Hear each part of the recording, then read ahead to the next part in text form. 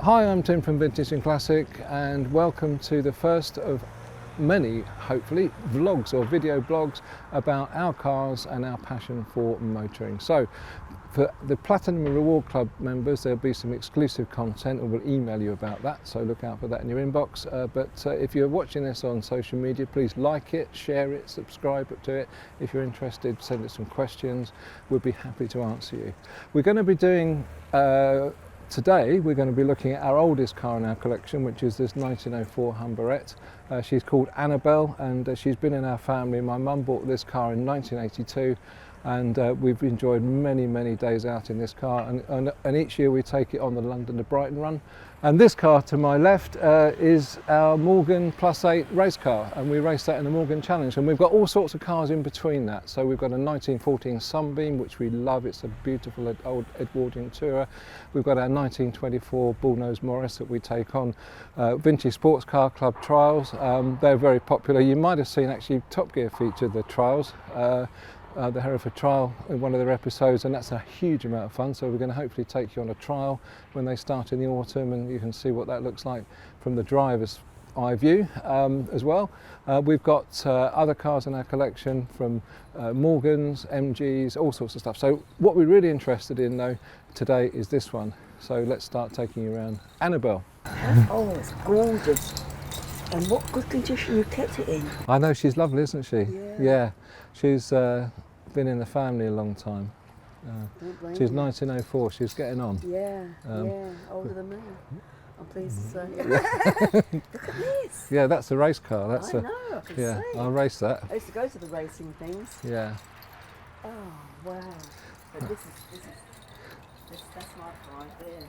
This is lovely. This is all hand done, isn't it? Morgans, what it is, they're built on a wooden, they're built on a metal chassis. People think they're built on a wooden chassis, they're not.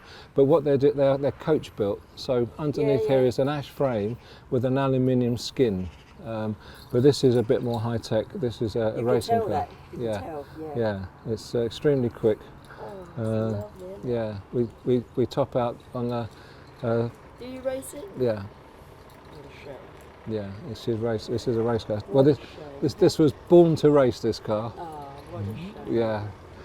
Has it been crashed or conked or anything? I've had the odd little, Nothing heavy. Nothing. Well, the last time out, I had a little bit of a incident. Yeah. Not engine-wise. No. I got knocked off. Heavy, Yeah. Somebody turned in on me. That doesn't affect the engine. To me, it's not heavy work. Yeah.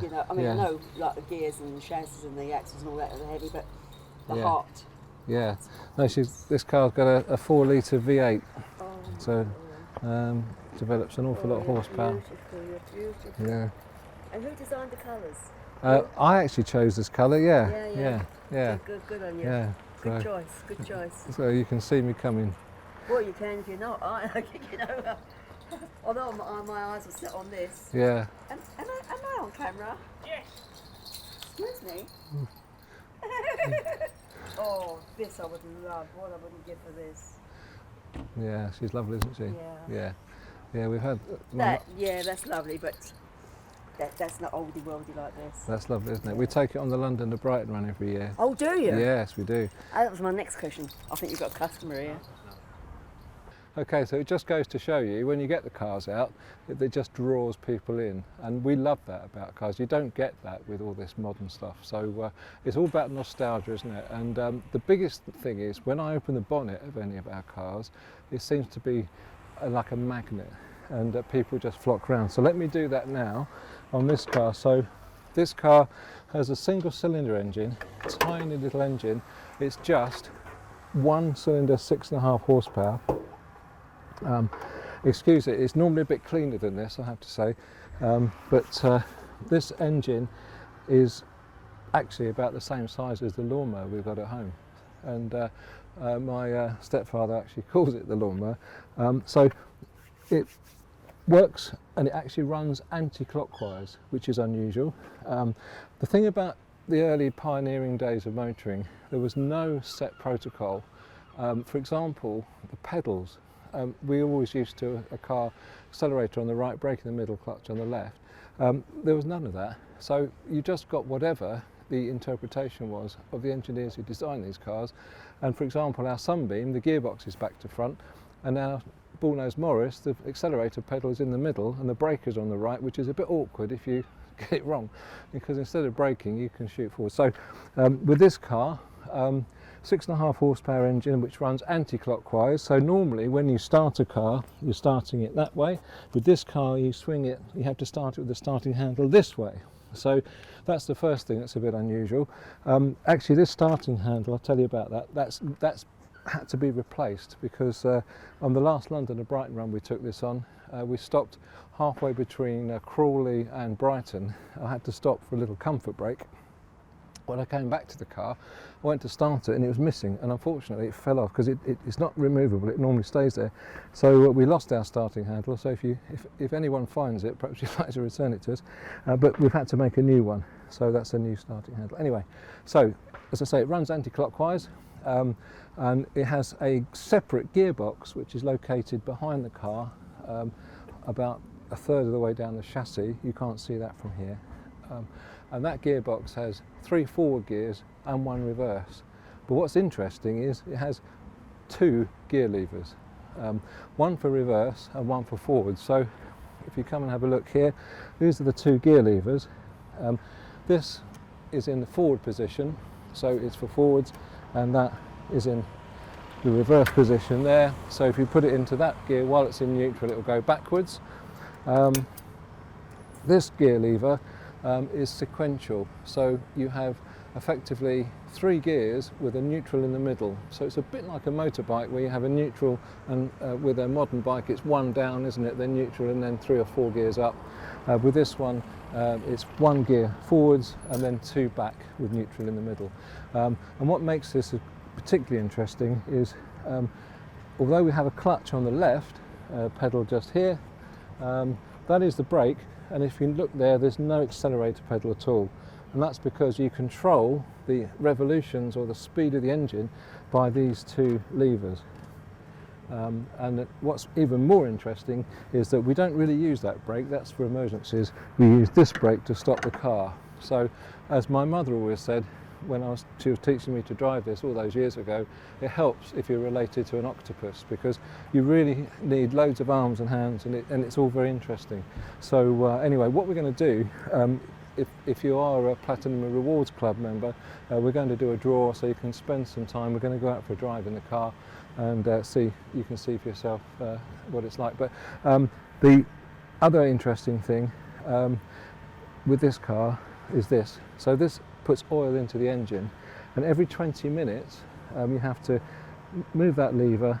I'm not going to do it because the engine's not running, but you push this lever down, close that valve, and what that does is it puts oil into the engine, and it has a total loss oil system, which basically means the engine oil that goes in just falls out onto the road.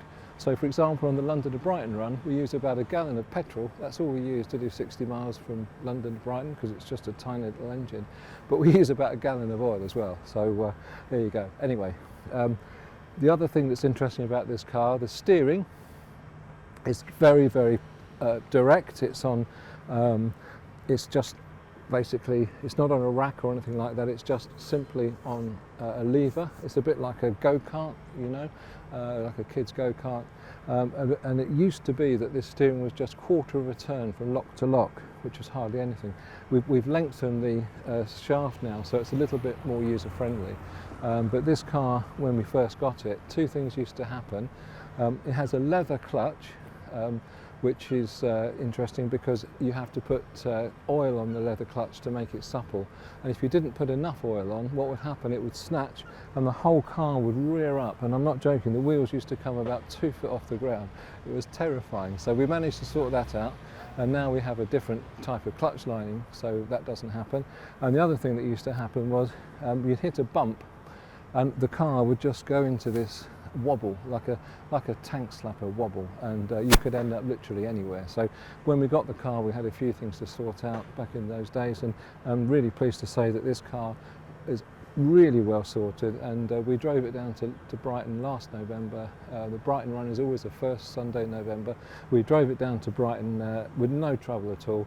The only thing was it was the wettest day I think that it had ever been for a Brighton run, and by the time we got there we might as well have jumped in the sea.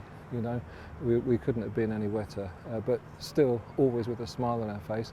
And the great thing about this is it's a bit like sitting on a two-seater leather Chesterfield sofa, just flying through the air.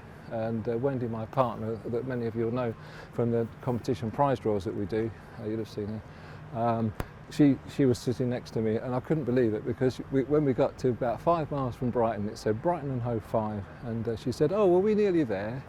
And I said, "Yeah," I said, and I was thinking, thank God, you know, I was soaked to the skin. She said, "Oh, I was really enjoying that. That's a shame." So isn't that wonderful? And I think that's the thing about this car, it just brings a smile to your face. So if we do a draw on this to come and have a ride in it, then hopefully you can find that out for yourself. So we'll do that through our Platinum Rewards Club. Anyway, more about the car. So I'd like to tell you a little story about my mum Sandra, and one of the things that happened to her when she was driving this car, and she did, oh, I don't know how many thousands of miles in this car, and was a real part of her life. And one day she was on a car event and she was lost, and it was in Gloucestershire, and she's driving down a single track road, and either side is a stubble field, you know, where they've cut the wheat, and there's just a stubble, but it's only wide enough for one car. And coming the other way was a very beautiful 1960s Aston Martin convertible with the roof up. So they've met each other and they're face to face, and one of them has to give, and one of them has to drive over the ploughed or the stubble field. And Mum's thinking, it's not going to be me, so she was determined not to give way.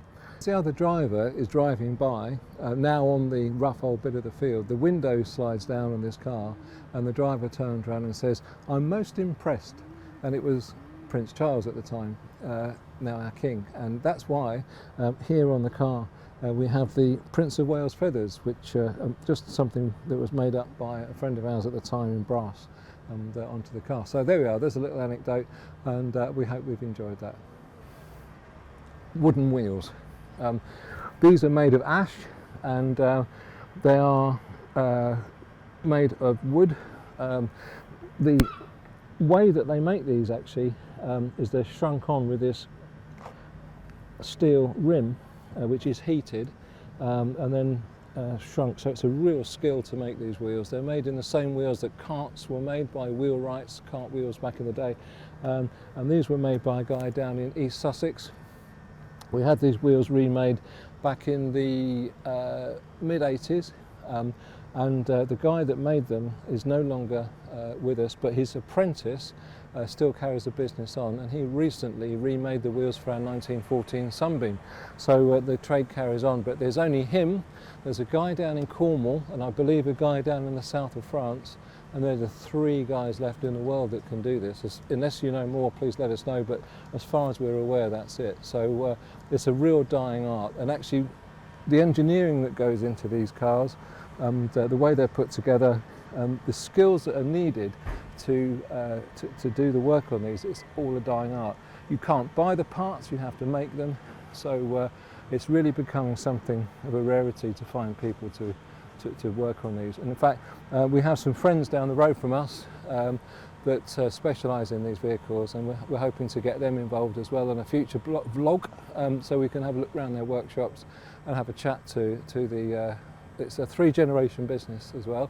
You've got the oldest guy, who's now in his 70s, his son and his grandson all work in the business, and they're good friends of ours, and we're hoping that we can share a bit of their expertise and knowledge with you as well.